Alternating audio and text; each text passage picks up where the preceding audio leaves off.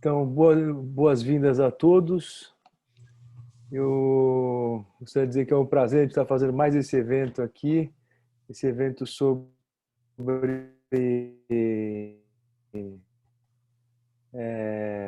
empresas data-driven.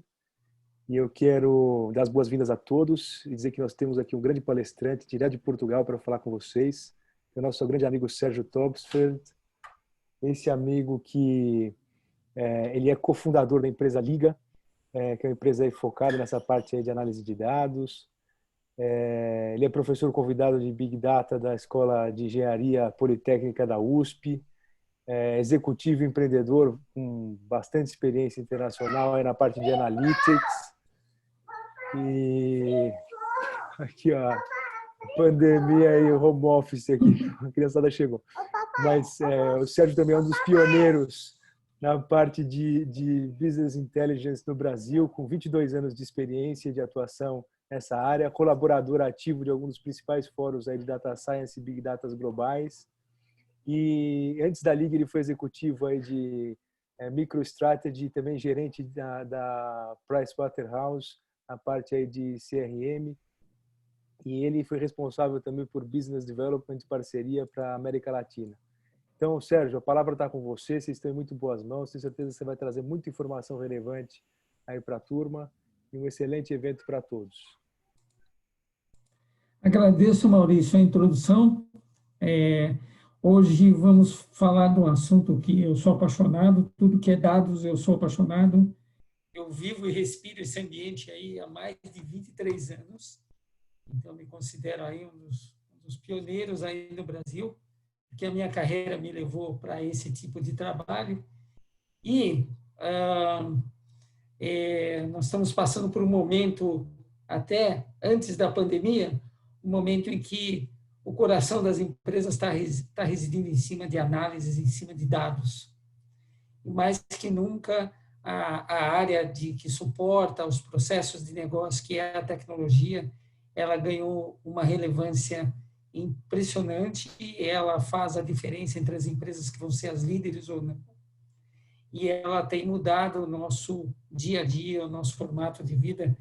Então, essa é uma palestra para a gente alinhar esse conhecimento e que para vocês também possam abrir agenda junto com os níveis de presidência, os níveis de conselho, e também esse é um assunto que pode ser tratado. E por que ele está aqui no IBRE? Porque ele pode ser tratado de forma multicultural. Em qualquer região do mundo, os executivos estão prestando atenção nas infraestruturas de dados e de tecnologia. Bem, alguns nomes aqui que aparecem, que vocês conhecem um pouco, mas a gente dá uma pincelada inicial. A questão da inteligência artificial, Artificial Intelligence, a questão do Analytics, Advanced Analytics, para aqueles que não são da área de TI, o Analytics são as análises que permitem a tomada de decisão, qual é o meu melhor cliente, qual é aquele que eu tenho risco para dar crédito, qual a região que eu deveria vender mais, qual é aquela motivação que faz alguém sair de um website e ir até uma loja física, tudo isso o Analytics pode tratar e até prever. Temos aí um drive forte hoje, que é o drive de inovação. O drive de inovação aí está permeando as companhias. E não é por acaso que o nome digital está aqui na mão, que rege todo esse conceito. As empresas estão no caminho de se tornarem digitais, algumas colocaram isso como uma obrigatoriedade, nem todas elas estão sabendo fazer esse caminho de forma adequada, mas todas estão direcionadas a. Isso é uma boa notícia, porque nos próximos 5 anos, no máximo, teremos aí uma economia na faixa mais de 80% digital, conduzindo o planeta. E, para isso, de novo ressaltando esse compartilhamento desse conhecimento, é muito importante que os formadores de opinião saibam o caminho das pedras, para se precaverem contra armadilhas, contra falsos projetos e também contra falsas promessas dessas empresas que não farão direito a essa lição de casa de se transformar em digitais. Aqui é bem interessante, pessoal. Isso aqui é uma sala de conselho das maiorias das empresas que ainda são tradicionalistas, tá? realmente os executivos, incluindo a presidência, eles saíram para se tornarem digitais. Então, eles estão ou nas grandes universidades top, ou eles estão fazendo seminários, ou eles contrataram alguém que seja um mentor aí de digitalização para levar a empresa para o caminho digital. O digital não é um ofensor à existência das companhias, ele é um suporte a essas companhias e ele traz um benefício imenso, porque ele pode, inclusive, a gente vai falar um pouco mais à frente, ele pode ser uma grande nova fonte de receita, ele pode trazer uma nova linha de receita para companhias mais tradicionais. E aí é que é interessante, né? Esse rapaz aqui está sorrindo. Está sorrindo porque ele está aqui num dia até um pouco claro aqui numa foto, e lá atrás se aproxima um ciclone, um furacão. A gente nem sabe se tem um oceano aqui logo depois dessa linha de montanhas, mas ele pode estar se defrontando com um furacão, com um ciclone, com um tornado. E o que se passa hoje conosco, nós devemos nos colocar na posição desse rapaz aqui, é esse ciclone, esse furacão de dados que estão permeando nossas vidas a todo momento. Com essa velocidade, com essa fúria, com essa dimensão, é o que está acontecendo, como os dados estão mudando o dia a dia de cada um de nós. E os avanços de tecnologia, eles já são frequentes e prementes. Eu trabalho aqui no mercado de Europa há 3 anos, mas sou sócio da companhia do Brasil e acompanho muito o andamento dos clientes, em especial os clientes que estão trabalhando com tecnologia de ponta. Então, já existe aí um projeto muito consolidado do iFood, de estar trabalhando com drones para as entregas. Aqui na Europa, na Alemanha e numa parte da Espanha, alguns robôs já fazem essas entregas no dia a dia, nas ruas, nos open malls. Alguns robôs têm feito assistência, em especial após a pandemia, dentro dos hospitais, interagindo até com os pacientes, além de levar os medicamentos. E tem um nome aqui que a gente vai falar um pouquinho mais, que é o Machine Learning, que são códigos que trabalham com aprendizado contínuo, e é exatamente da interação com os humanos que eles vão se melhorando, que vai havendo incremento do código de software, e aí o Machine Learning consegue fazer até milagres, né? Na sua boa utilização, na boa prática. Essa é a tela mais provocativa da palestra. Se tornar-se data-driven é uma opção. Vamos lá. Blockbuster, American Online, gravadora EMI, Odeon, Páginas Amarelas, Circuit City, Kodak Film, BlackBerry, alguns caixas eletrônicos mais tradicionais, a loja Macy's. Todas essas empresas desapareceram, estamos falando aí no cenário antes de dezembro de 2019. Todas essas empresas tinham mercado, tinham gestão, tinham uma receita, muitas vezes enorme, e tinham o maior asset que uma empresa pode ter, o maior ativo fixo, que são uma base de clientes. O que aconteceu dentro do mercado de cada uma? Aconteceu a chegada dos disruptivos, basicamente foi uma substituição de serviços que essas empresas forneciam, mas essas empresas não tiveram a capacidade de entender que o mercado era delas, que a gestão era delas, que a receita era delas, e que o investimento direcionado em tecnologia e inovação poderia fazer com que elas continuassem existindo. Disse isso porque eu vou abrir um parêntese para os amigos. A Macy's é uma loja que ainda continua existindo, porque ela chegou quase a ser em momento de falência. Entretanto, ela começou a valorizar lojas com a questão de customer experience, ou seja, a experiência do usuário na loja, e ela continua aí sobrevivendo. Essa é uma tela também muito significante aqui da apresentação, que mostra o valor de mercado dentro de uma avaliação financeira, econômica, do CAP de cada empresa, nos últimos 100 anos, a contar de 1917. E aí podemos ver uma situação muito interessante, que é uma diferenciação de quais são as empresas em cada momento. Aqui a gente fala de 1917 a 1967, meio século, depois de um século completo. Nós começamos aqui já na consolidação da Revolução Industrial com as empresas de commodities, então estamos falando de óleo, de aço, de alguns outros commodities, de indústria química, de borracha, e também algo de telefonia com a AT&T, capitaneando as principais empresas. 50 anos depois, já aparece o gigante IBM como número 1, ainda a parte de telecom sendo o segundo lugar, e aí algumas empresas já com algumas tecnologias, como a Kodak, como a Polaroid, e ainda a continuidade das empresas de petróleo. E aí, 50 anos depois, todas essas empresas aqui são nativamente de tecnologia, nativamente usam dados. Então, o grupo Alphabet, que é Google, YouTube, etc., o grupo Apple, a Microsoft, a Amazon, o Facebook, alguns outros, apenas dois grandes conglomerados financeiros, o Berkshire Hathaway, o Wells Fargo e JP Morgan, como um grande banco aqui, mais um grupo financeiro, e apenas a ExxonMobil, que está aqui, e eu garanto que para 2067, provavelmente, tanto essas financeiras quanto essa de petróleo já não estarão mais aqui entre as primeiras. Esse é um apanhado que o Boston Consulting Group, uma consultoria de gestão e estratégia global, nos mostra, e mostrando as 50 empresas mais inovadoras do mundo. E aí são nomes que todos nós conhecemos, são nomes de empresas que têm uma boa significância.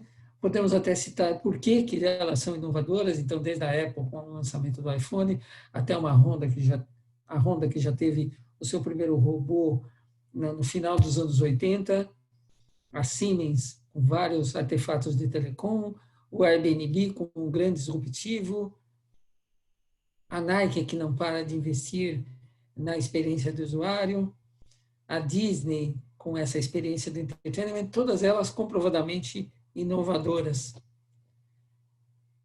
E aí fica muito interessante fazermos uma divisão aqui, que nem todas as academias fazem, mas isso nós praticamos lá dentro dos cursos da Poli e da USP, a questão de quantificar as empresas de inovação tecnológica em 3 grandes grupos, né?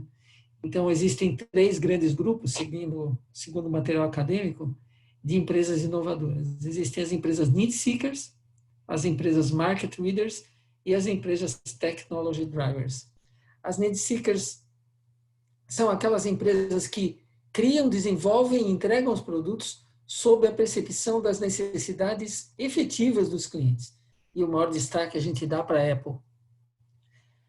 Depois existem as empresas market leaders, que não são criadoras num primeiro momento, mas sim elas fazem inovações incrementais de produtos existentes. Fica muito claro aqui entre os lançamentos que acontecem logo em seguida dos da Apple, nos lançamentos da Samsung e também na parte de televisores e etc., como a Samsung é uma market leaders de destaque e fica muito simples do entendimento de vocês. E o Google como technology driver, que são companhias que criam as demandas e que investem pesado em tecnologia com novos produtos e serviços.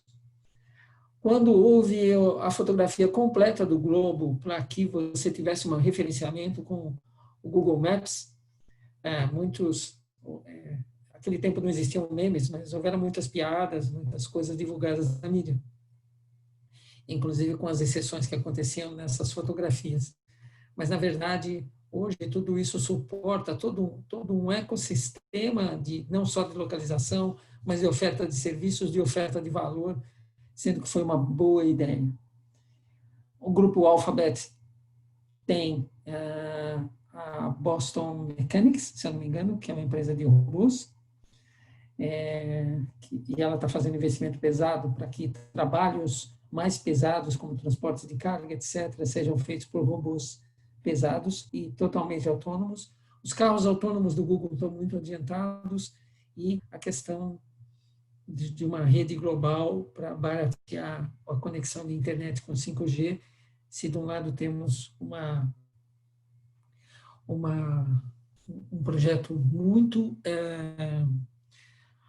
ousado do Elon Musk da Tesla, de termos uma constelação de satélites para o acesso mais barato de internet. O Google tem uma questão de balões ou de planadores que jamais pousam, movidos a energia solar. Esses são os 3 tipos principais, as 3 divisões de empresas inovadoras. E aí voltamos aqui para o nosso relatório do Boston Consulting Group e vejam que interessante. Das 50 empresas mais inovadoras do mundo, 15 delas são empresas data-driven, acima de 90% data-driven. Porque, inclusive, a 3M é a empresa que detém o maior número de patentes do mundo, ou empresas como a Nike, ou empresas como o Uber, a SpaceX, a Xiaomi, todas elas são data-driven, então, entre as 50 maiores, 15 delas em destaque. Como é a evolução de uma empresa data-driven? Isso é um relatório de 2016, mas o que eu posso dizer aos amigos as empresas, num primeiro momento, têm uma resistência a utilizarem os dados no modelo de transações do dia a dia. Elas continuam pensando na arquitetura da empresa em termos de dados, com dados que trabalham na operação e dados que fazem análises e dados para setores importantes que fazem contato com os clientes, né? Então, existe ainda uma resistência para que o dado permeie toda a organização de uma forma produtiva. A tal ponto que eu que sou consultor, eu me defronto, e eu sei que tem alguns consultores aqui na palestra também, nós nos defrontamos com aquela questão de existirem vários nomes para a mesma pessoa, vários cadastros, mesmo das grandes organizações, e mesmo no ano de 2020. Então, é uma questão de que os dados ainda não estão estruturados, não estão organizados para que eles possam permear com segurança e com lucratividade a companhia toda. Depois tem companhias que estão data aware, então já são um pouco mais curiosas na utilização dos dados, né? Depois tem empresas já orientadas a dados, mas ainda não são data-driven, né? Elas fazem um uso inicial dos dados, então normalmente posso dar um exemplo de redes de lojas físicas que começam o e-commerce de uma forma mais discreta e que depois passam a usar isso de uma forma mais efetiva. Depois, é importante porque a gente já pula aqui para as empresas data-driven, porque essa data sabe, organizações que usam os dados na maioria dos processos, elas residem muito mais no mundo de manufatura e em alguns poucos do mercado financeiro. Por quê? Por que isso aqui é um só menos hoje na evolução das empresas data-driven? Porque do guided para data-driven é o salto natural, porque as empresas trabalham aí com um lema que tem um presidente que está tentando se reeleger, dizendo data first. E hoje, em especial nas empresas de fintech, nos bancos, os dados são o oxigênio, não são nem novo petróleo, são o oxigênio que sustentam essas companhias e para tantas outras.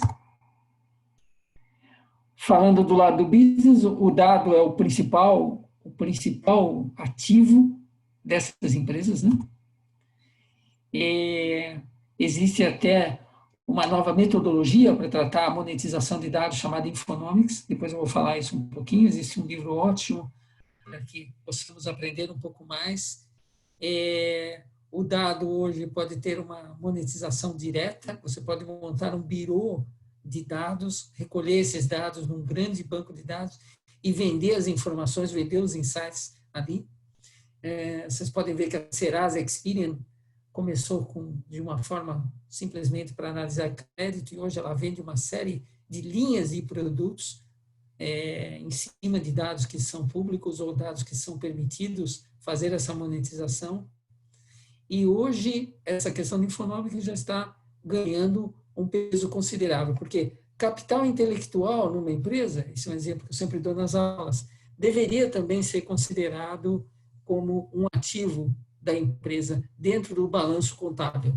Ou seja, se você tem mais de 20 PhDs, como é o caso de uma Dupont, o maior número de PhDs dentro de uma empresa do planeta, que agora foi adquirida pelo grupo alemão.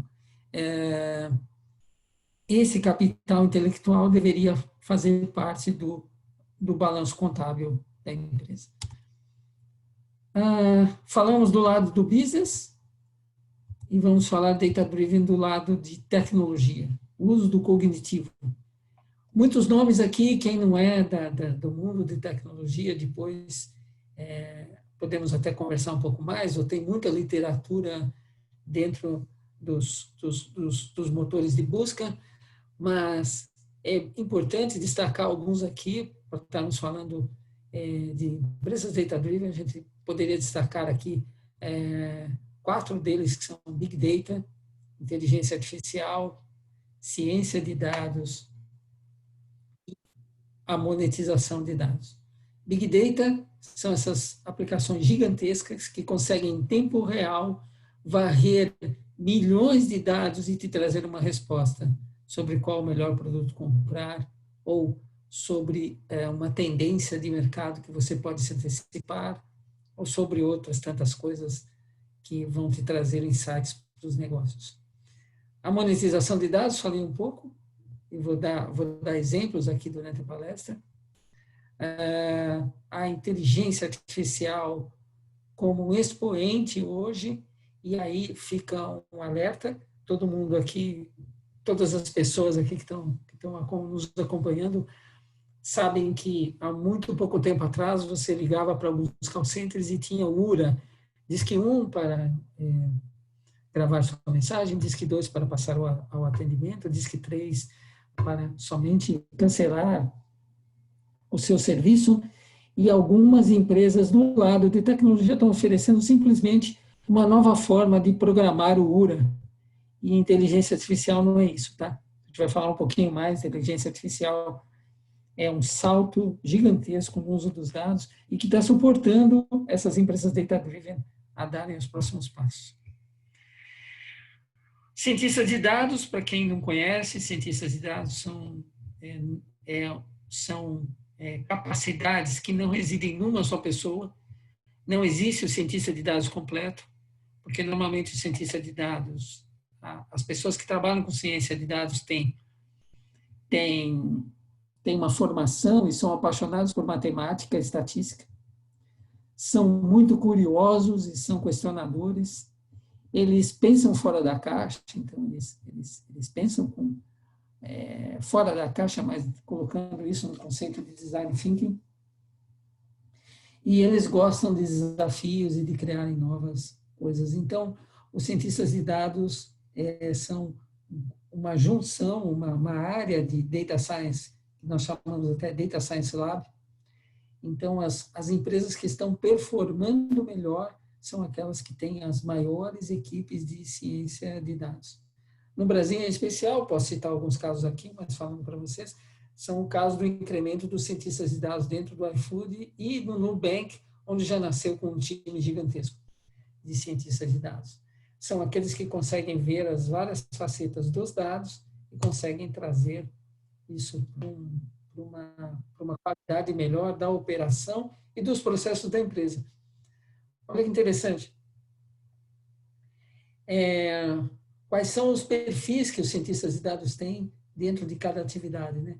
Eles teriam que ter uma boa parte de capacidade de gerenciamento, capacidade de desenvolvimento de código, capacidade de criação e também de pesquisa.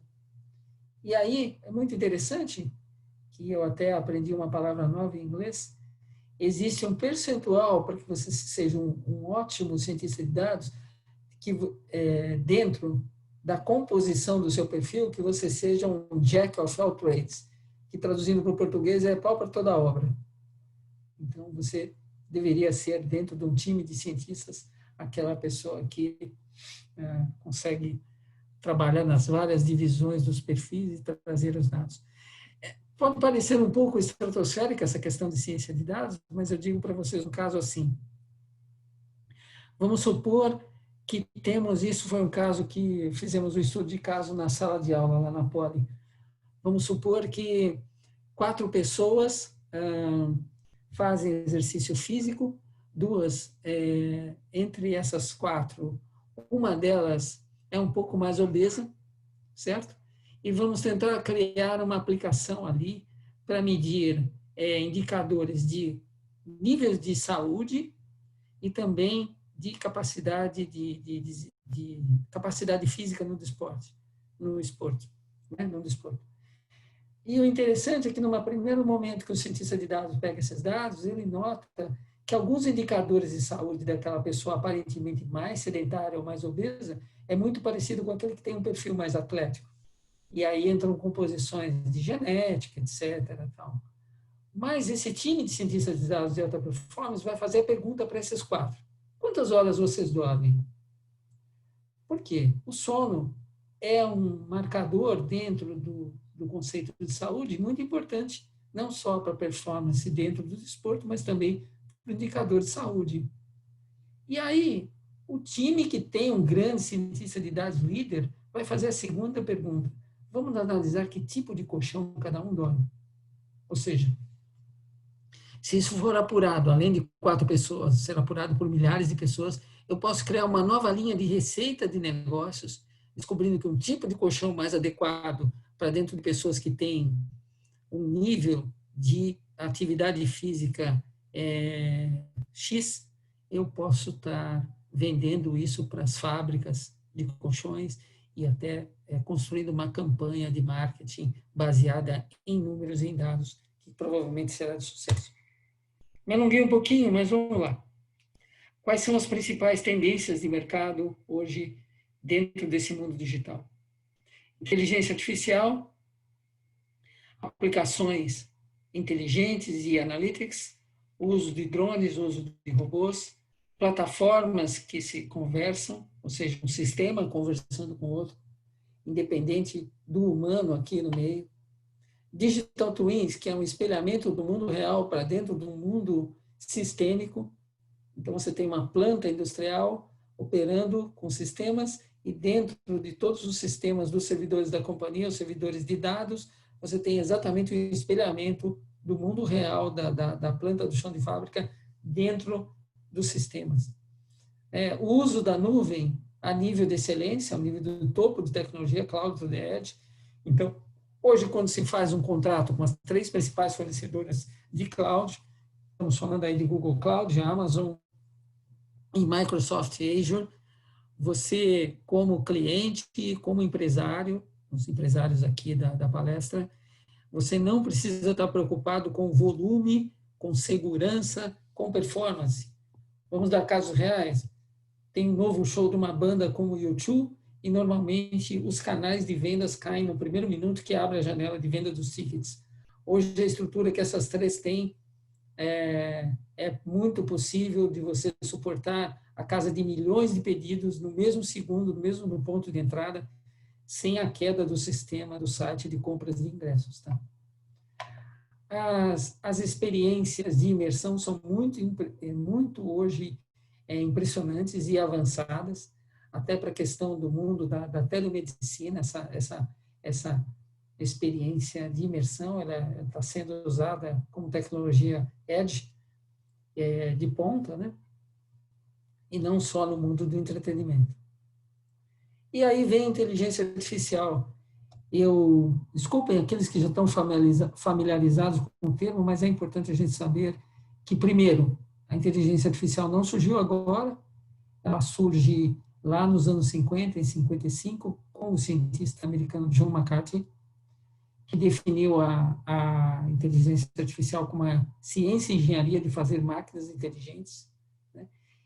E a abordagem inicial ela era até um pouco simplista, era um lugar comum de construir máquinas que tentavam codificar o conhecimento, a lógica e o raciocínio. Exemplos importantes para que falemos de inteligência artificial aqui na palestra são visão computacional, ou seja, sistemas e aparelhos que possam enxergar e ver e codificar imagens, né? O processamento da linguagem natural, ou seja, uma palestra dessa que está sendo gravada, ela pode ser processada inteiramente em código, inclusive com percepção de emoção, de ritmo, de objetivos da linguagem, né? A robótica, como um dos expoentes, e o reconhecimento de fala, a gente falou um pouquinho. Esse aqui é o horizonte completo hoje da inteligência artificial, passando desde reconhecimento de voz, a identificação da voz, a identificação do áudio, reconhecimento do áudio, as análises preditivas, o planejamento, reconhecimento facial, identificação facial, resolução de problemas, reconhecimento de imagem, identificação de imagem, dados e analytics, extração de texto, geração de linguagem.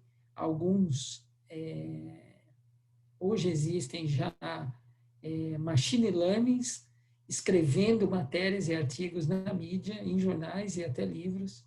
Tá? Entendimento de linguagem, mobilidade, manipulação, comunicação, todos esses são artefatos da inteligência artificial. E aí, qual é a fundação da inteligência artificial?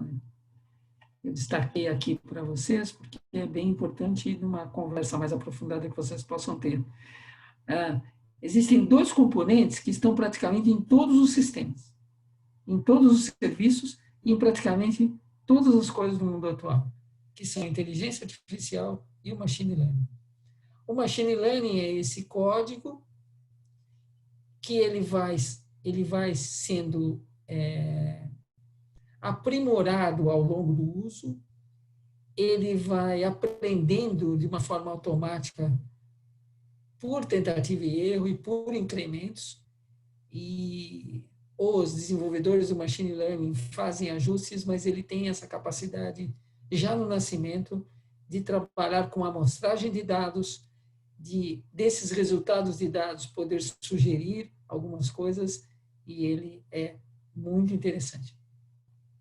Vou dar exemplos de machine learning aqui, para não ficar solto para vocês. Tá? O core do machine learning, ou seja, o coração do machine learning, está na criação de mapeamento de dados. Então, o machine learning, ele visa enxergar, ante a um problema, trazer uma solução. Então, vamos lá. O problema de uma empresa que tem uma financeira. Então, o pedido de empréstimo. Então, você recebe os dados pelos dados de questionário. Qual é a questão que o machine learning deverá responder? A questão que deverá responder será: esta pessoa conseguirá pagar-me?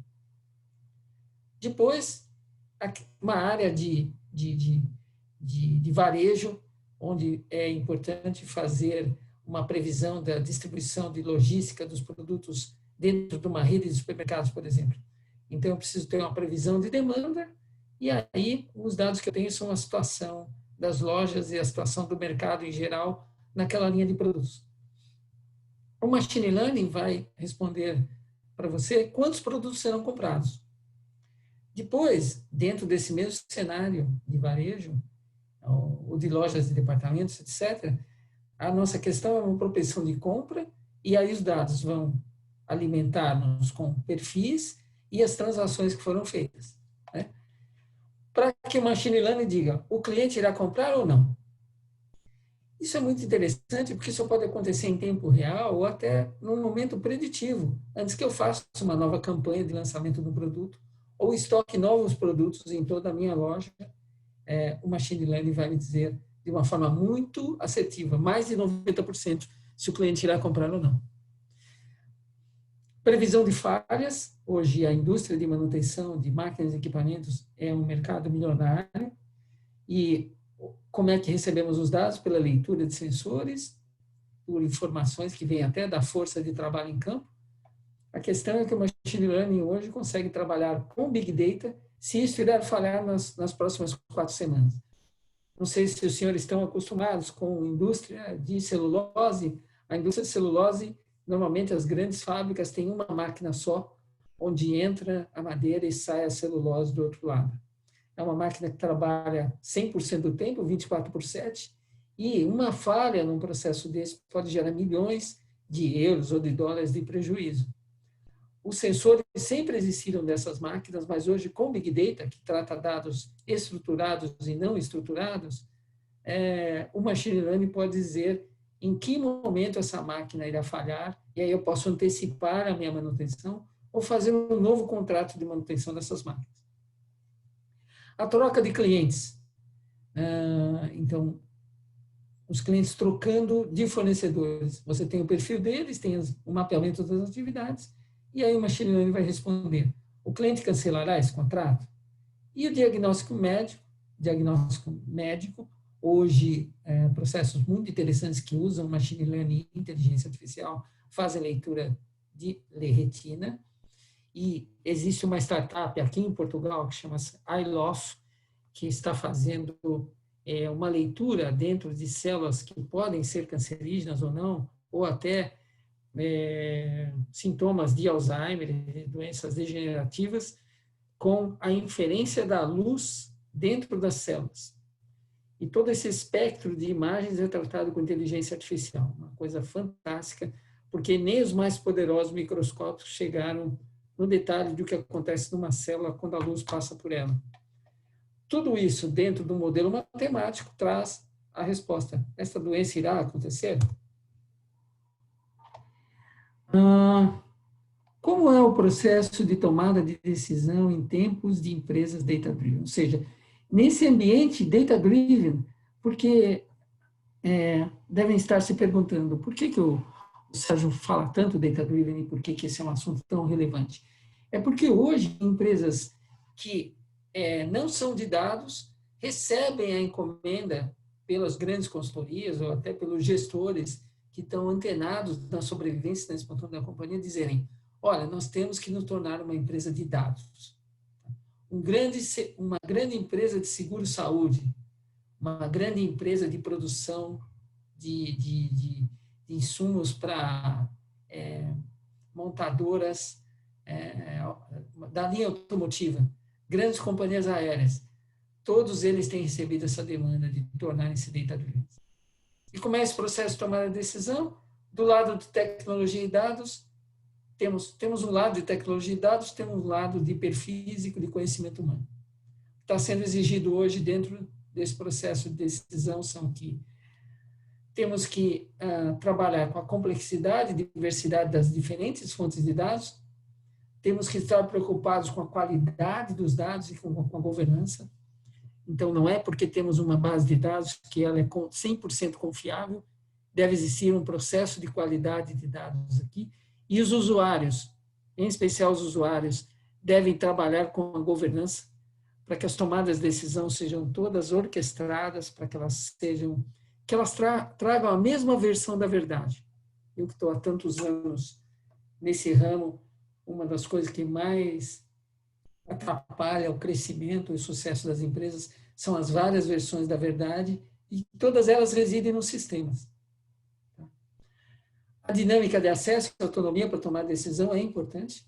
Então, isso acontece não só na linha dos softwares, mas com pessoas.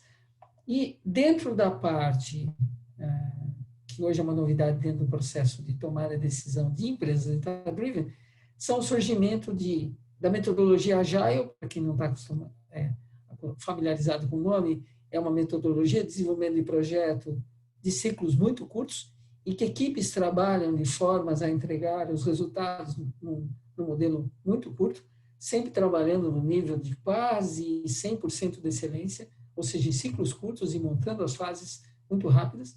O design thinking para prototipação e experimentação, e o uso do Lean como uma filosofia para criar um modelo contínuo de melhoria.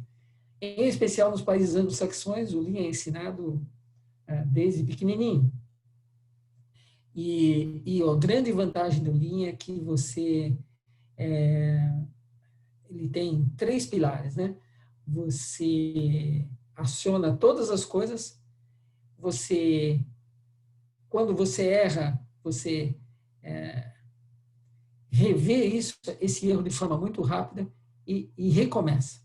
E faz uma reconstrução aproveitando esse conhecimento que você obteve no erro. Então, no uso da filosofia Lean, não existe o medo de errar. A única barreira para a filosofia Lean é você não acionar, não fazer. O erro faz parte do processo e ganha-se muito conhecimento na continuidade dos projetos da experimentação. Eu não vou descer em detalhes aqui, porque não é tão significante, mas hoje, no C-Level, na direção das empresas, além do CIO e do Chief Data Officer, existe o Chief Digital Officer, né? E todos esses C-Levels que trabalham com tecnologia, eles estão tendo que, basicamente, gerenciar qual é a estratégia digital da companhia, quais são minhas capacidades digitais, quais são os data flows, ou seja, os fluxos de dados fundamentais para a existência da corporação, como é que eu faço a governança de todos esses dados que passam pela companhia, ou que eu trabalho com parceiros para dados externos, como é que eu educo as pessoas no uso dos dados, data literacy, quais são os esquemas para que eu monetize os dados. Comprometido na chamada da palestra, vamos falar das 5 capacidades-chave, 5 capacidades core de empresas data-driven. A primeira capacidade é colocar mais dados para trabalhar para o seu negócio. Não é uma questão só de capturar e adquirir os dados, sim, utilizar aqueles que fazem sentido, né? É o meaning dos dados que é importante. Realizar a captura de dados com o uso da melhor tecnologia. Hoje as tecnologias estão muito avançadas, então não existe mais aquela questão, aquela fase, aquele desconforto e até uma desculpa para que eu não utilize todos os dados disponíveis para fazer essa captura, porque as tecnologias estão aí muito avançadas. Essas empresas criam valor com o uso de dados, né? Então, eu disse lá um exemplo dos cientistas de dados para a questão da fábrica de colchões, mas Big Data e inteligência artificial como sustentação de iniciativas de monetização. A decisão é baseada em dados e não só em achismo ou na experiência pregressa. E a pandemia veio potencializar isso na razão de 1000 vezes, porque a experiência pregressa para alguns setores da economia não vingou, e aquelas que tinham uma boa estrutura de dados não só se prepararam, mas também conseguiram tomar as atitudes adequadas durante essa crise econômica que aconteceu. E otimizar o uso do cloud. Todas elas fazem a otimização do uso do cloud, porque você ganha em velocidade e ganha também em economia de capital. Alguns exemplos agora de empresas voltadas a data-driven. Eu vou falar do case da JetBlue, de empresas de RH que usam sites de redes sociais profissionais para melhorar a sua atuação. Falar um pouquinho de empresas business to business, mas em especial da JetBlue, que a gente fala inicialmente aqui, é bem interessante, porque o RH, o case é assim, o RH da JetBlue procurava assistentes de voo, comissários, aeromoças e tal, com o perfil mais simpático possível. Isso sem usar as bases de dados, simplesmente porque a empresa tinha naquele padrão de empresas que você fala de missão, visão, etc., a empresa se autodenominava como uma empresa simpática, uma empresa charmosa. Os dados analíticos feitos pela Wharton Business School mostrou claramente que o perfil desejado dos clientes da JetBlue seriam de pessoas, assistentes de voo mais úteis, mais prontos a atender as demandas, do que simpáticos. E isso mudou bastante o modelo do RH para a contratação dos funcionários de atendimento de voo. Da mesma forma, o uso de análise de sentimento, cruzando dados que vêm do LinkedIn, com entrevistas via post, e também o Glassdoor, para quem não conhece, é um grande site onde as pessoas anonimamente falam dos seus salários e falam da percepção que tem da empresa onde trabalham. todo esse cruzamento fez com que essa empresa de RH pudesse ser mais assertiva na contratação, medindo o sentimento das pessoas. Existe um case que não está aqui na palestra, mas eu sei ele de cor, que é muito interessante. Um dos principais engenheiros um dos principais cientistas de dados da Netflix criava os algoritmos de machine learning para a propensão que uma pessoa como eu ou como você faziam na navegação da escolha dos filmes da Netflix. Ele pegou esse mesmo modelo de propensão, de você sair de um filme um pouco violento para uma ficção que tenha um pouco de violência e depois disso tudo para uma história bonita que trabalhe no mundo do futuro.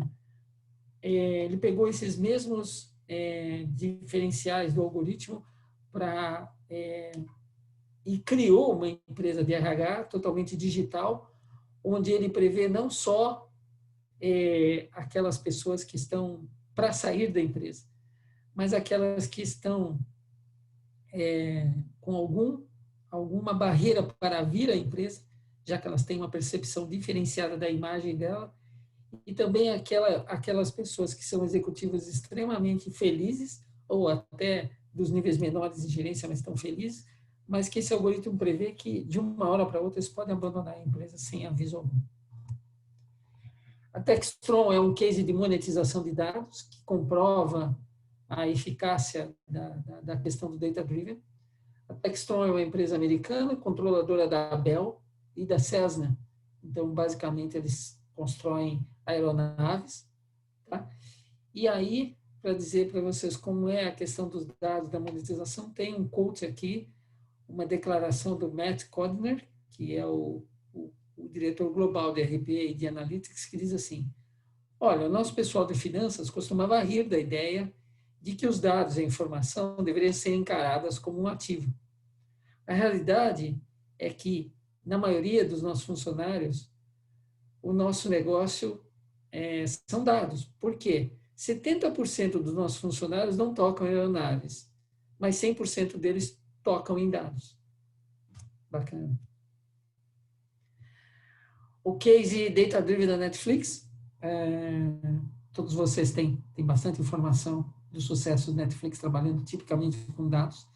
Eles têm um catálogo muito agressivo, ele tem os estúdios onde eles reduzem bastante os custos de produção e eles têm um motor de dados. Eles têm uma academia Netflix em São Francisco para cientistas de dados, etc. E algumas coisas interessantes do machine learning e desses códigos de predição de navegação. Um cliente típico do Netflix perderá o interesse de 60 a 90 segundos ao escolher algo para assistir. Nesse tempo, o espectador, em 1 minuto e meio, visualiza 10 a 20 títulos. Curiosamente, 80% do conteúdo que assistimos já é influenciado pelo sistema de recomendação. Ou seja, em 1 minuto e meio, essa gama de 10 ou 20 títulos podem mudar dependendo do seu perfil. Nós que temos famílias e cada um tem seu perfil, pode fazer algumas brincadeiras dentro do Netflix. Você vai ver que interessante é o algoritmo de recomendação. Esse é um caso que até saiu na mídia, o algoritmo sobre ficar aterrorizado. Então, a Netflix tem uma lista de filmes que mostra que alguns são tão assustadores que os usuários não vão terminá-los. Então, eles determinaram pelo algoritmo e pelo machine learning que se um espectador assistir pelo menos 70% do filme, este é um ponto de corte em que o serviço de streaming é capaz de calcular se ele vai terminar o filme. Tá? Agora, se ele desligou a partir de 70% do filme, é porque o filme era tão horripilante que não dava para assistir. E aí o que eles pegam? Eles pegam esse feedback e voltam para o catálogo e para os estúdios de produção para cancelar a sequência desse tipo de séries. Os cientistas de dados da Netflix escreveram 76.897 maneiras únicas de qualificar um tipo de filme, são gêneros alternativos, e essa empresa encerrou o primeiro trimestre de 2020 com 182 milhões de assinantes e uma receita de 5,77 bilhões. Vou falar agora de uma coisa bem bacana sobre Analytics, para quem assistiu já essa palestra, mas eu gosto muito desse detalhe aqui. Isso aqui é a realidade aumentada da análise de dados, o Augmented Data Analysis. A Dollar Street é um birô de dados financiado pela Fundação Bill Gates. E esse birô de dados, ele tem uma perspectiva social, Data for Good. Ele faz várias comparações de dados existentes, de dados presumidos, e fazem aquelas perguntas-chave para saberem o nível, a qualidade de vida das pessoas, o nível de saúde, o nível de poder aquisitivo, etc., para fazer outputs, compartilhar esses dados com os órgãos públicos de cada país e também para suportar algumas áreas de serviços sociais em países com mais crise ou não. Mas olha interessante esse caso real aqui. Esse caso de Augmented Data Analysis mostra que essa análise ampliada, que apenas dados que usamos hoje em dia em algumas bases de dados, com dados de renda, dados de geografia e dados de uma etnia, sem o contexto, tá? Salto aqui para você, sem o contexto, não exprime a real qualidade de vida do agregado familiar aqui analisado. Então, vamos lá. A família Hadley vive nos Estados Unidos e ganha $604 ao mês. Essa é a fotografia, são duas pessoas, uma mãe e uma filha. Essa aqui é a fotografia do apartamento da casa deles. Essa aqui é uma fotografia dos utensílios de cozinha, os garfos, as facas, etc. A fotografia das TVs e dos brinquedinhos da menina. Ok. Essa aqui é a família Carr, vive na Turquia, ganha $505 mês de renda, né? Temos 5 pessoas, notadamente devemos ter 2 aqui que geram renda, talvez um só, pelo valor. São 2 jovens, uma mãe e um bebê. Aqui temos uma casa, temos o apartamento, temos os utensílios domésticos, temos a TV e temos os brinquedos. Não faltou ursinho igual e não dá para dizer que essa família com 2 pessoas que tem um pouquinho mais de incremento em dólares mensais, vivem nos Estados Unidos, são apenas 2, eles têm uma qualidade de vida melhor do que esses da Turquia. Tudo isso aqui é um caso real de análise de dados aumentada. Muito importante, porque decisões estão sendo tomadas nos governos e etc., sem levar em conta esses dados sociais e esse cruzamento real do que acontece em cada país. Vamos voltar para as empresas data-driven top do mundo. Mais de 40% das maiores empresas de mercado são líderes em inovação. O Boston Consulting Group, agora com dados de 2020, mostra aí que 40% das maiores companhias do mundo são também empresas inovadoras. Já vou dizer quem são. E, sei que vocês têm algum tempinho a mais, uma coisa super importante. Esse nome, 5G, vai mudar todas as coisas. Vai mudar mais do que data-driven, do que inteligência artificial. Na verdade, o 5G vai ser a alma que vai sustentar a inteligência artificial no seu ponto de excelência e da internet das coisas, o IoT. Para vocês terem uma ideia, a comparação é que antes de existir o 4G, aplicações como o Waze, o Uber e até o Spotify, no 3G, eles tinham uma qualidade e um nível de serviço muito baixo. O 4G já potencializou e, basicamente, conseguiu estruturar e suportar toda a utilização global de Uber, de Waze e de Spotify.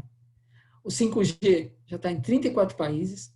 Agora, em 2020, a chegada é prevista no Brasil e Portugal. Para vocês terem uma ideia, ele é 100 vezes mais rápido.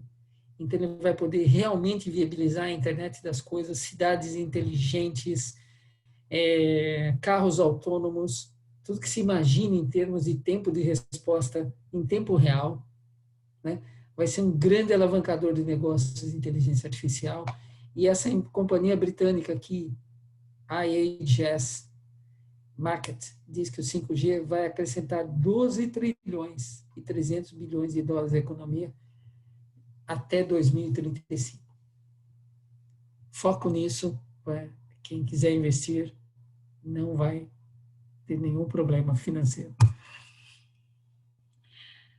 Aquela mesma tela que nós mostramos das 50 empresas mais inovadoras, e depois aquele gráfico até 2017, aqui nós temos pelo próprio Boston Consulting Group, as 50 empresas mais inovadoras do mundo em 2020. Novamente, Apple, o grupo do Google abaixo, Alphabet, Amazon, Microsoft, Samsung, Huawei, Alibaba, IBM, Sony, Facebook, Tesla, Cisco, Walmart, Nike, Netflix, Intel, Siemens, Philips, SAP, Hitachi, Volkswagen, Bosch, JP Morgan, Procter & Gamble, a grande maioria, e as data-driven na dominância.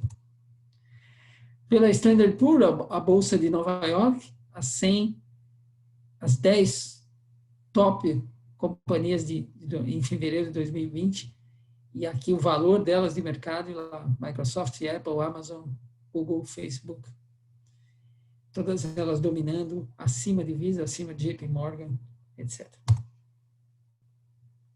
Como é o mundo pós-pandemia, o post-pandemic world? O que aconteceu de fato com dados e empresas data-driven na vida de todos nós?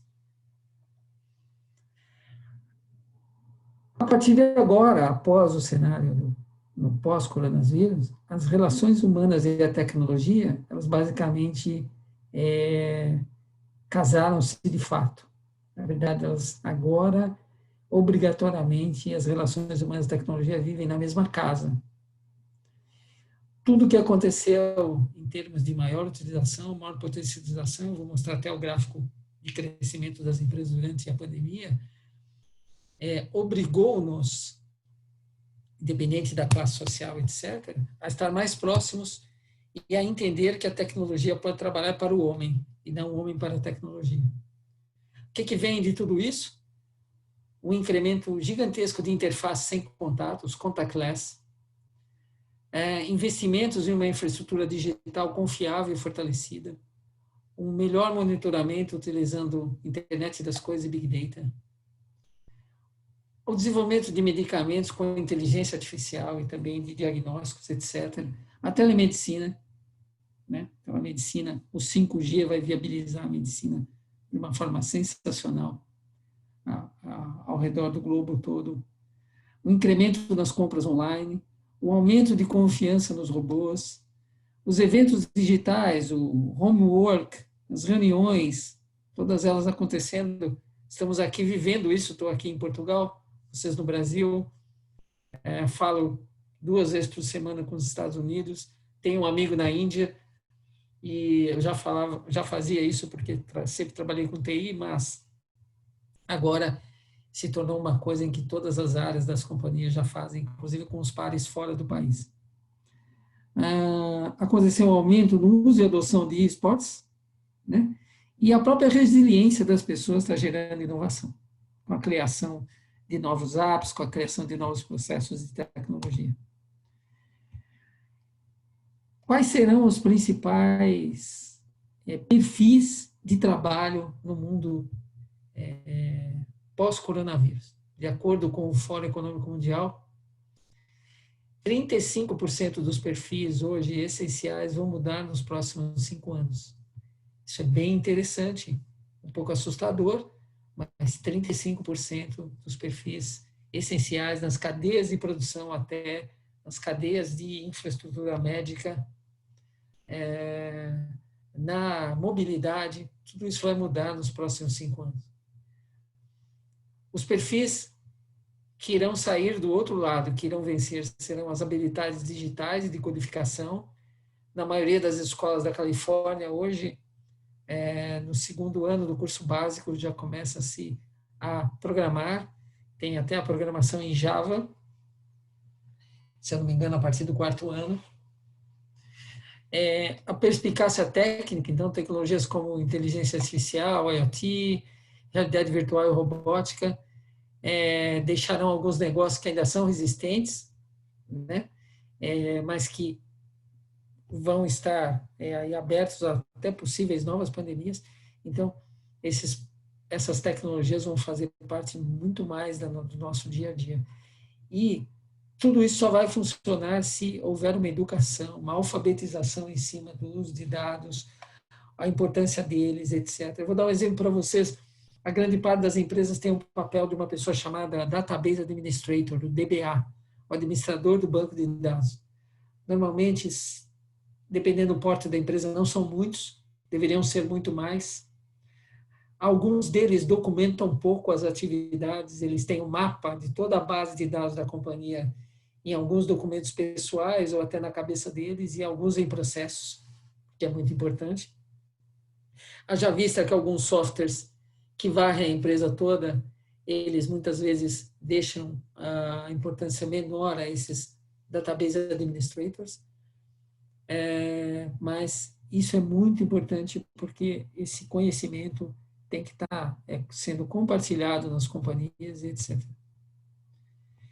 Vou mostrar para vocês um relatório anexo, que a gente já está quase terminando.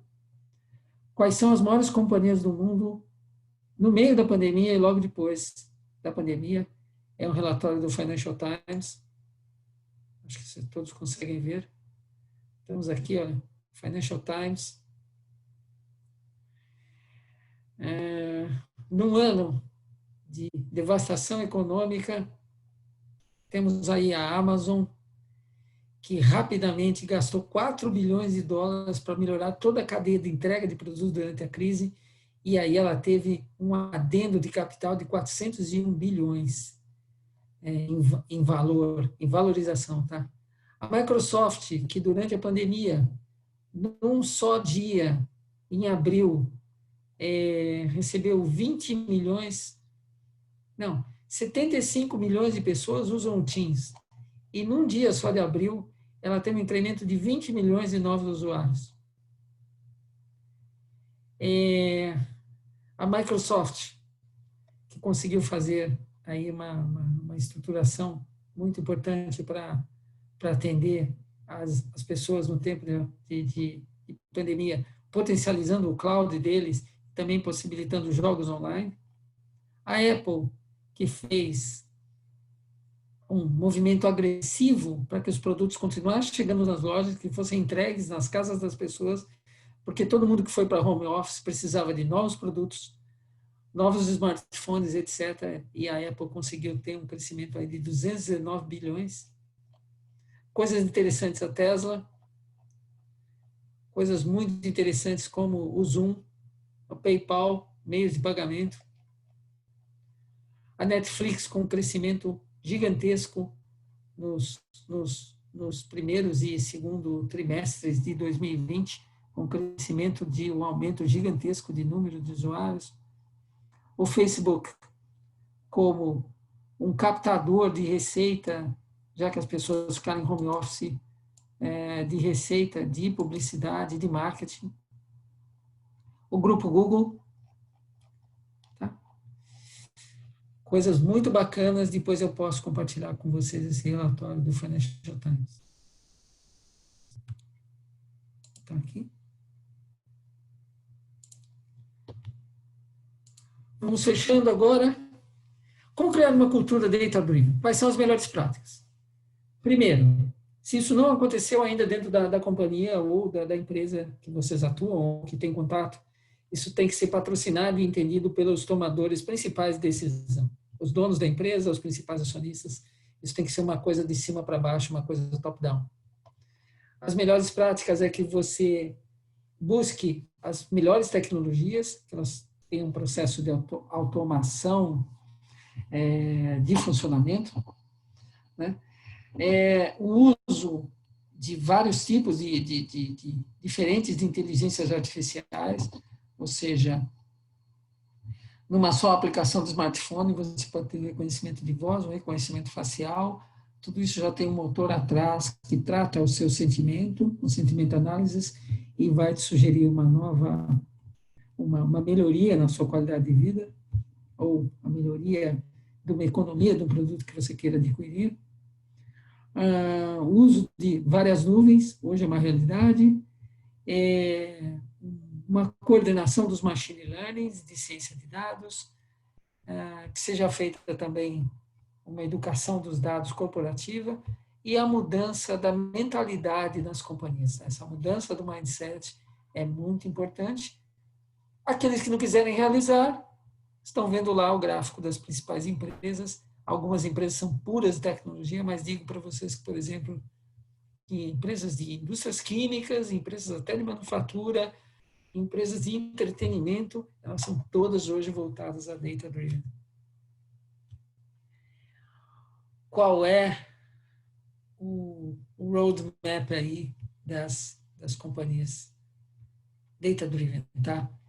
Elas acabam trazendo padrões e correlações via o Big Data e AI. Isso tem um incremento gigantesco para a empresa e para os produtos, tá? As empresas estão cada vez mais voltadas na segurança dos dados e que tratar os dados como ativos, protegendo-os, tá? E utilizando-os da melhor forma. As empresas estão procurando as data-driven excelência digital. Isso é muito interessante, tá? Tem um caso que é um projeto da PwC, onde foram feitas uma análise de dados de consumidor de uma das grandes redes que entregam pizzas, e depois dessa análise histórica do consumo de uma pessoa, eles foram melhorando a aplicação do smartphone a tal ponto que para cada pessoa só tinha um botão, e no botão estava escrito pizza. E toda vez que essa pessoa única e totalmente exclusiva e diferenciada, cada um de nós somos, apertava o botão naquele horário ou naquele dia, já sabia se viam duas pizzas, porque era o fim de semana que a família estava reunida, ou era no jogo de futebol, que era uma pessoa só e tinha um sabor diferente. Tudo isso são empresas voltadas a dados, tá? E tudo isso cria valor. Agora, nem sei se todo mundo está acostumado com essas três letrinhas aqui, que os americanos adoram, mas é linha de negócios, line of business. O maior valor de se tornar uma empresa data-driven é que você não precisa comprar uma empresa nova, não precisa desenvolver coisas caras e longas e tal, para que você crie uma nova linha de receita dentro da empresa, tá? O caso da DuPont é um dos casos mais interessantes, porque eles são os maiores produtores de sementes do mundo. Então, eles têm um mapa de toda a geografia e do clima do planeta, internamente. Até o dia que lá, numa reunião de presidência, de conselho, alguém muito esperto, muito inteligente, acho que tornou até o presidente, decidiu criar, com esses dados de geografia e de variação climática, um birô para vender dados de informações para toda o agribusiness global.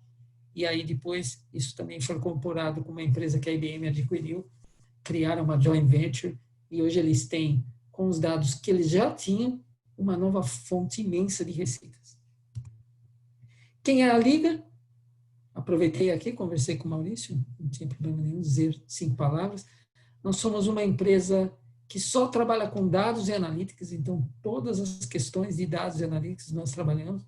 A empresa tem mais de 20 anos, eu trabalho há 23 anos nesse cenário, já fui da Price, etc. Sou o head da atuação aqui na Europa, Portugal é o primeiro país que estamos trabalhando. No Brasil é uma empresa muito consolidada, com grandes clientes, e só fazemos isso. Pagamos todas as nossas contas fazendo análises e criando essas entregas de soluções. Quem é o Sérgio? Além de ser empresário e tal, eu sou um evangelizador de monetização de dados. Esse livro Infonomics aqui, do Doug Lane. Doug Lane é um amigo próximo meu, teve uma passagem pelo Brasil, ficamos muito amigos. Eu sou revisor desse livro, sou o único revisor não nativo de língua inglesa desse livro aqui. E é muito interessante porque ele é uma bíblia para como monetizar dados. E uma coisa interessante, o Doug Lane é que criou o conceito dos 3 Vs no Big Data. Big Data é caracterizado por grande volume, grande variedade e grande velocidade. Ele que criou, e agora ele está aí. Eu tenho aí uma certificação com ele para poder evangelizar e acompanhar projetos de monetização. Gostaria de agradecer. Os dados vão ficar aqui, depois eu posso enviar. E espero, não sei se me alonguei demais, Maurício está por aí. Se alguém quiser fazer alguma pergunta? Não sei se o Maurício volta.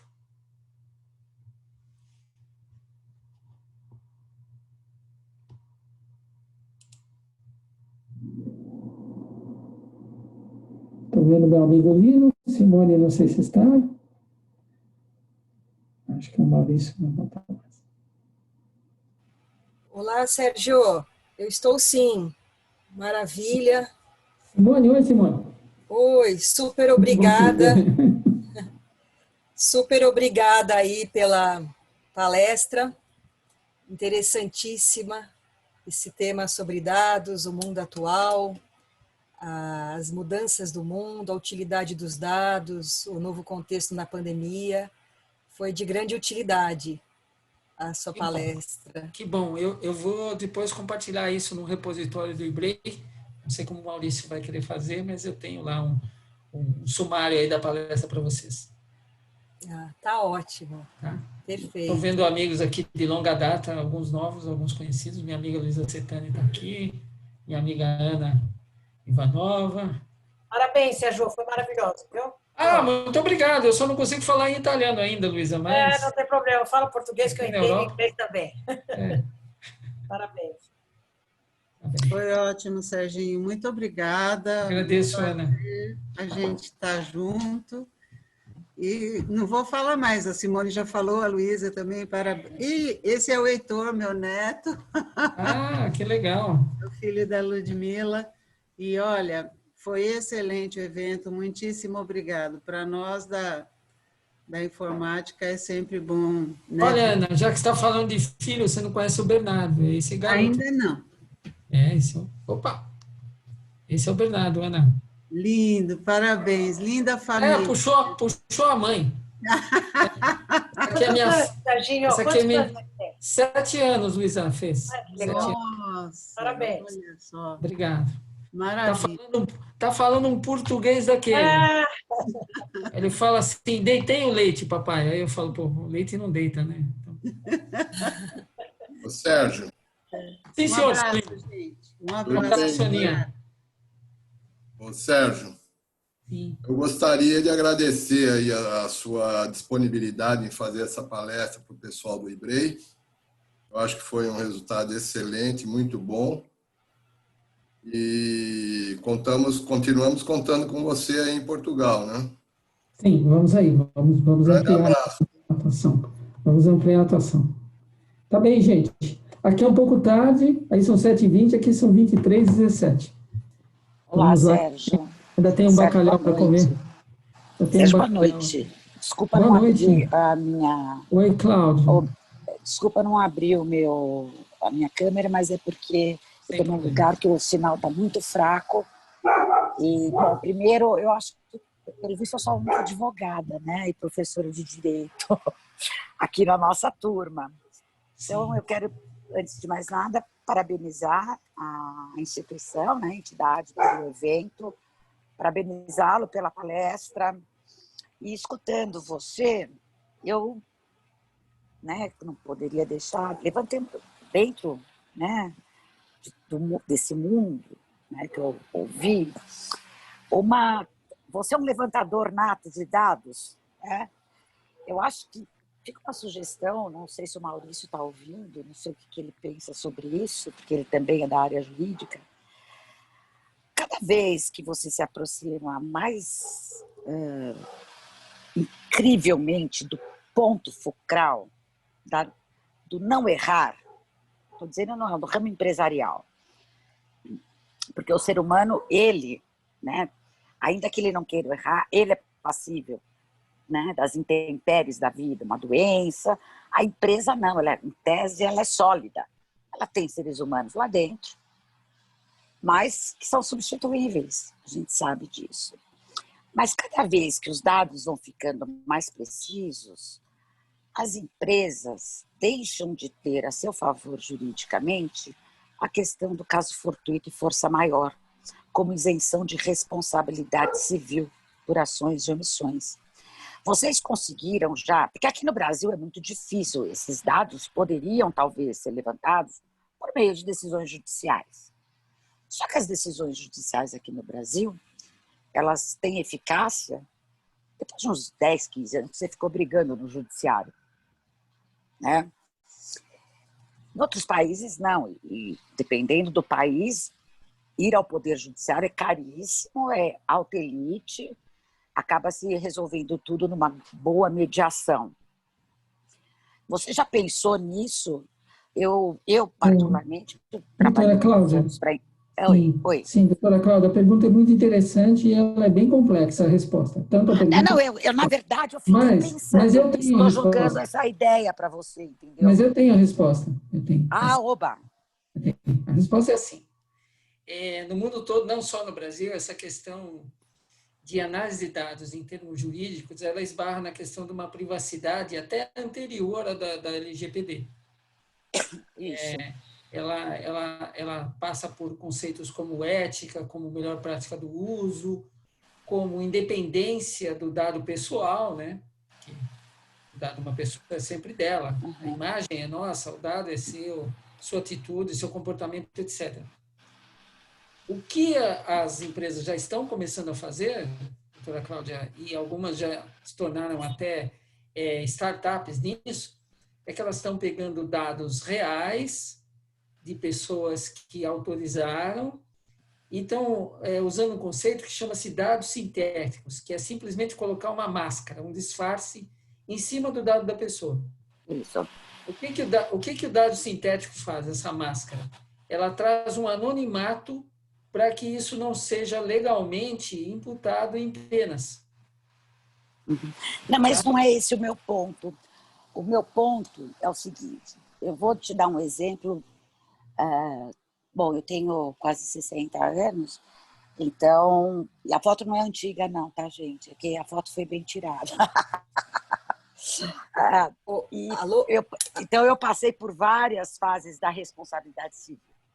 Antigamente, você poderia responsabilizar civilmente uma empresa de transporte marítimo, não poderia responsabilizar porque mau tempo, o navio não chegou, mau tempo, maremoto. Hoje não mais, porque a alta tecnologia já deixa o capitão do navio saber de um futuro incidente com 10 dias de antecedência. Então já não é mais excludente de responsabilidade civil da empresa. Quando você falou uma coisa muito interessante, hoje eu compro e ponho tecnologia na minha empresa que vai avisar quando a máquina vai quebrar. E isso não dá certo. Olha, a empresa não vai poder deixar de cumprir os compromissos dela, alegando força maior. Aconteceu um evento aqui que eu não tenho como controlar, porque não tem mais isso. O médico, como é que ele pode errar um diagnóstico? Veja porque isso você vai ter que fazer o quê? Colocar um banco de contingência na empresa, cuidado que você vai ter que indenizar se você não cumpre como obrigação. Isso me preocupa no ramo empresarial. Será que os empresários, à medida que eles chegam mais perto da segurança, principalmente aqui no Brasil, você me desculpa, eu sou consumidor, mas é um monte de consumidor, ninguém merece. Oportunista, e faz dinheiro no Poder Judiciário, lá com as suas indenizações por dano moral. Isso é uma coisa que realmente me machuca muito o coração. Mas eu fiquei pensando, como você falou, a precisão, o crescimento acelerado, como você consegue determinar onde você vai plantar e, efetivamente, você está garantindo o resultado. A sua responsabilidade civil é objetiva e você está cortando as suas excludentes. Eu não sei se isso é um assunto, talvez, para você pensar com o seu pessoal. É um tema que eu sou apaixonada, minha tese de doutorado. É um tema bacana. Inclusive, um parceiro meu de Portugal... Né? Por exemplo, a Price, qualquer empresa dessa, entra num cliente nosso, empresa, ele levanta todas as possíveis contingências, para, inclusive, dar o valor da empresa. Lógico. Né? Pessoal, Cláudia, só um minutinho, como é um assunto um pouco Simone. mais específico, imagina, é que eu falei com o Maurício Prazak agora há pouco, Tá. Ele teve que sair, e ele até orientou que, por ser um tema um pouquinho mais específico, e também a gente agora já chegou no limite do horário. Mas foi fantástica a sua palestra. É só que daí ele te responde depois no particular, em algum outro momento, porque a sua dúvida é muito pertinente, esses assuntos, não é eles dúvida, entram... é um bate-papo mesmo, sabe? Não, o assunto rende porque ele entra em ética, ele entra em uma série de aspectos que vai ter que mudar a legislação, mudar muita coisa. Então, é só para... O Maurício pediu para eu encerrar a reunião, agradecer a todos, né? Então, fica à vontade aí, Sérgio. Inclusive, doutora, eu vou depois indicar um livro. Tem um livro que já está tratando disso, tá bem? Olha, pessoal, gostaria de agradecer muito aí a presença de todos. Eu sou um dos representantes do IBREI aqui em Portugal. O meu padrinho aí é o Lino, que está até aqui com a gente assistindo e tal. Estou muito feliz de apoiar aí a estrutura. A Simone também é uma das grandes colaboradoras do IBREI. E contem com a gente quando precisarem de IBREI. E é isso. Então, feliz tá joia. Obrigado. Serginho, sempre um prazer te ouvir. Boa noite a todos e parabéns mais uma vez. Obrigado, Renan. Grande abraço aí no Rio de Janeiro. Um abração, querido. Fiquem com Deus. Tchau, Luísa. Vou te visitar quando eu for ao Brasil. Tchau. Tchau. Boa noite a todos. Obrigado, Simone. Obrigado, Lino. Parabéns.